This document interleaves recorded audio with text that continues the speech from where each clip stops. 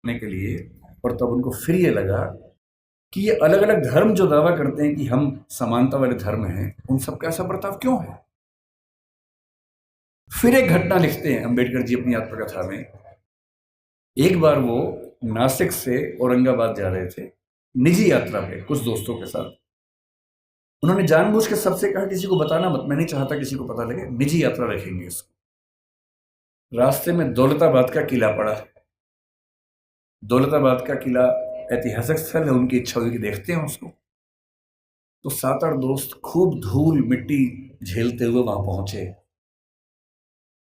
किसी को बताया नहीं था। जब पहुंचे तो वहां एक पानी का हौद था जहां पर लोग हाथ मुंह धो लेते हैं। इन सब ने वहां पर हाथ मुंह धो लिया। इतने में वहां कुछ मुस्लिम युवक गुस्से में आए हथियार लेके।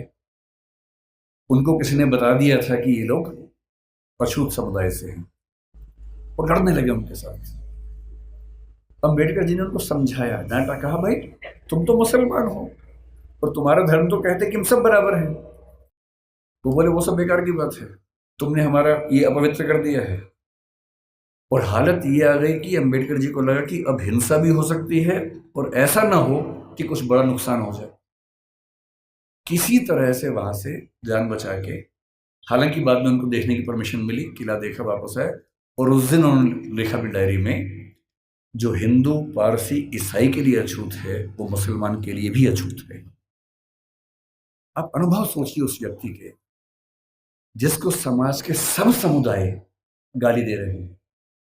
इतना पढ़ने के बाद, जो बड़ौदा के राजा का सैन्य सचिव रह चुका है, जो व्यक्ति सिडनेहम कॉलेज में असिस्टेंट प्रोफेसर रह चुका है, और वो लगातार कोशिश कर रहे हैं कि इस समाज के भीतर हमें एक्सेप्टेंस मिल जाए, हमारे समाज को एक्सेप्टेंस मिल जाए। उनके मन में आता नहीं होगा कि अगर वो वापस चले जाते इंग्लैंड, 1 साल के लिए फिर से गए भी थे, अगर वो चाहते तो अमेरिका में, इंग्लैंड में, दुनिया भर के सबसे अच्छे इंस्टीट्यूट्स में, यूनिवर्सिटीज में प्रोफेसर बन के शानदार जिंदगी गुजार सकते थे। क्या कमी थी उनके जीवन में। पर उनको एक बात हमेशा लगती थी कि अगर मेरे समुदाय में संयोग से मैं पढ़ लिख गया हूं, उनके परिवार के 14 बच्चों में वो 14वें बच्चे थे, और उनके खानदान का, उनकी जाति का, समुदाय का पहला बच्चा था जिसने 4थी क्लास पास की थी। उनको एक ही बात लगती थी कि मैं अपनी जिंदगी तो शानदार बना के गुजार सकता हूं, बड़ी बात नहीं है।